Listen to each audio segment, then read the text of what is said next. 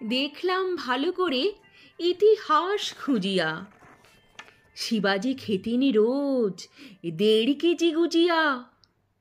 বাবরের বড়দা নাকি গুঁজি জর্দা, দিন রাত ঘুমাতেন এক চোখ বুজিয়া।